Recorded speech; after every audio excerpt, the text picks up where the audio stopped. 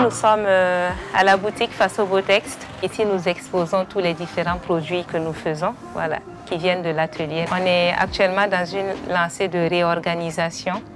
Donc, on essaie d'être présent partout pour voir tout ce qu'on fait, tout ce que ça comporte, ce métier-là, en boutique, en atelier. Par la suite, on saura quel type de profil on a besoin pour nous appuyer.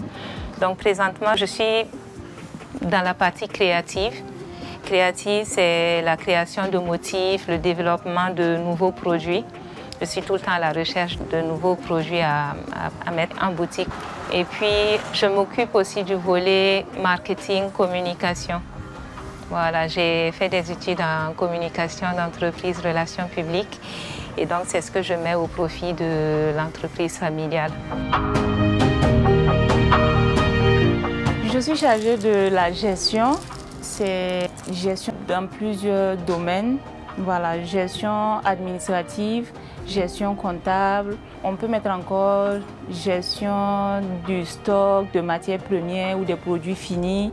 La gestion comptable, on peut parler de tout ce qui est entrée, sortie, voilà, tout ce qui est papier administratif. J'ai été comptable dans une structure pendant quand même 7 ans.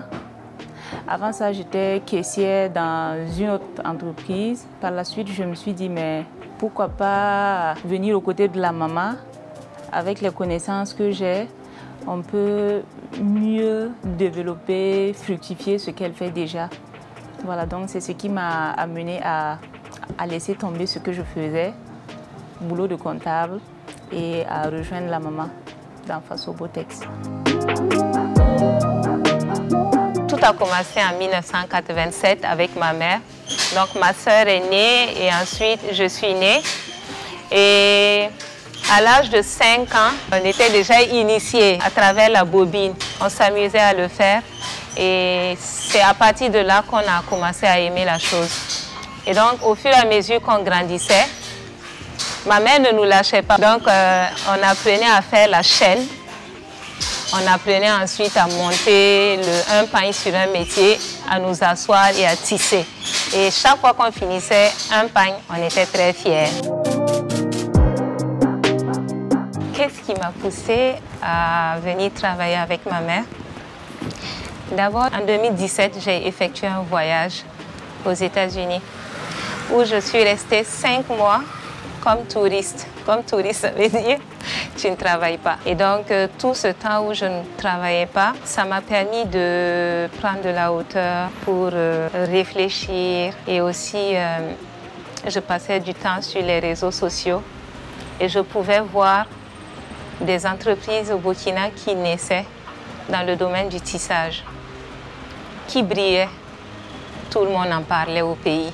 Du côté de l'entreprise de maman, je n'entendais pas trop grand bruit. On avait déjà des clients qui étaient là, mais j'avais envie qu'on entende parler de nous et qu'on voit les merveilles qu'on propose, parce qu'on a vraiment de beaux produits.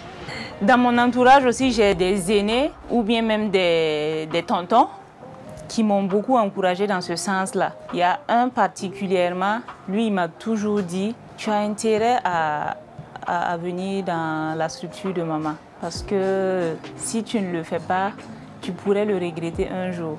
Une fois, on a eu une conversation avec ma sœur au téléphone et je lui ai dit, mais Claire, je vois ce qui est en train de se passer au pays. De nouvelles entreprises naissent de tissage, on en parle et tout. Et nous, maman est dans le métier depuis 34 ans. Il faut que les gens voient ce qu'elle fait. Il faut que les gens voient les beaux produits qu'elle propose. Il faut qu'on fasse quelque chose. Quand je vais rentrer, on n'a qu'à se mettre au sérieux, quoi. Et dit la mine, là, il faut qu'on creuse ça. Il faut qu'on sorte l'or, là.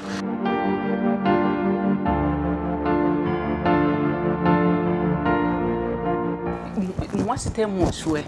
Mais je ne savais pas comment faire pour que ça arrive jusqu'à ce point-là.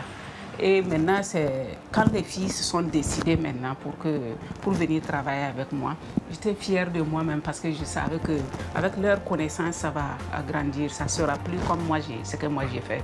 Quand leur papa est parti, j'étais découragée complètement.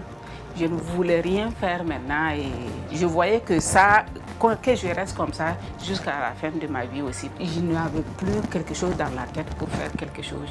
Et comme leur papa insistait, le samedi soir, il a dit à Claire et Eugénie, on va faire une réunion, voir comment on va aider maman. Et en ce moment, Claire a dit qu'elle part à la chorale, et Eugénie dit qu'elle part à la répétition. Ils ont dit, donc bon papa, on met ça le dimanche après la messe. Après la messe, ils ne sont pas venus le trouver, il est sorti et c'était fini. Donc ça les a marqués. Ma fierté, si je revois en arrière comment j'étais, je n'ai pas un niveau d'études. Et aujourd'hui, je suis là, je travaille avec mes filles qui ont des diplômes. Et que c'est venu par moi, ça a commencé par moi. Par exemple, aujourd'hui, si elles travaillaient au dehors, eux qu'on les licencie, on peut dire qu'ils n'ont pas de travail. Voilà aujourd'hui que ce sont eux qui gèrent, c'est leur travail, c'est mon travail. Et que j'arrive à les aider sans problème, sans souci. Il n'y a pas une fierté plus que ça. Je suis très, très, très contente. Elle travaille bien, correctement, comme elle veut. Et qu'est-ce qui prouve que ça pouvait être comme ça au dehors? Et je sais que par ça, si elle se tient fort, ça ne s'arrête pas là. Ça sera plus grand que ça. Et c'est plus de personnel que ça, plus de vision qu'on a aussi. Je pense que ça peut aller.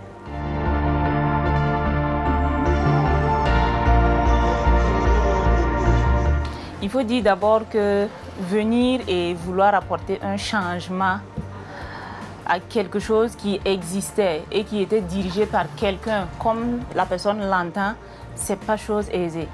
Voilà. Parce que la maman, elle est dedans depuis. On est toujours dans ce processus-là. Voilà. On ne peut pas dire qu'on a fini. Mais quand même, je suis arrivée à réguler certaines choses. Par exemple, les dépenses qui se faisaient sans être notées et tout. Maintenant, tout est répertorié, tout est noté. Les ventes aussi, on les note. Et à la fin du mois, on peut faire quand même un petit bilan. On peut dire, voilà ce qu'on a eu, voilà ce qu'on a dépensé. S'il y a un reste, on le saura. Et s'il n'y en a pas aussi, on le sait. Parce qu'avant, ce n'était pas évident. On souhaite qu'un jour, tous les Burkinabés utilisent le pain tissé, non seulement en matière d'habillement, mais déco. Là où il faut utiliser le tissu seulement, que ce soit le tissu burkinabé. Donc on veut amener les gens à l'adopter dans tous les sens.